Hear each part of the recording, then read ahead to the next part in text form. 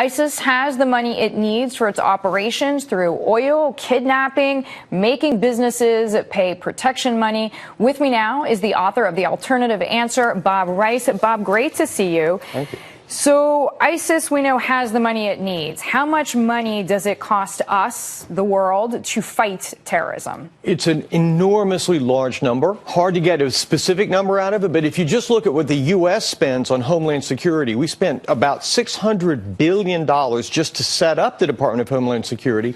And to put these big numbers, you lose perspective. That's equal to the annual defense budget, the whole defense budget. So that's Homeland Security equals defense budget. To set it up, and then we're spending an additional $65 billion a year just on Homeland Security. So it's clear that we're spending well over $100 billion a year, just ourselves here in the United States. What does it mean for federal budgets? It's not pretty, right? I mean, $100 billion is real money. Again, that's 1/6 of the ongoing U.S. military budget for the entire world. And that doesn't take account of what happens when we go and fight terror overseas, when we run wars, because that's trillions of dollars when you start talking about that.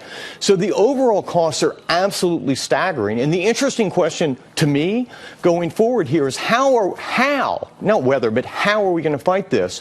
I believe that we have to use a lot more technology, because just doing it with humans, we literally just run out of money. Well, you run out of money, to your point. So it implies that any president who commits more resources to fighting terrorism, which in my personal view is worth it, because either you spend the money up front or you spend it after. Of course. But we'll have to raise taxes. It's almost assumed. You're going to have to raise taxes. You're going to have to take the money from somewhere else. You can't, print it on trees, obviously. You're going to have to. But the big issue, the issue that people should be debating is, what is the cost-effective way of doing this, because there are really big differences to discuss. So former French President Nicolas Sarkozy has said to put these kinds of bracelets. So in France, for example, there are 11,500 people who are suspected of being sympathetic to terrorist cause. Sarkozy has said, you know what, just put, as you would under a home arrest, an electronic bracelet. Is that what you mean by technology? Well, that's one way, of course. That's when you know who you're looking for, right? That's when you already know. The real question is, how do you find out who those people are in the first place?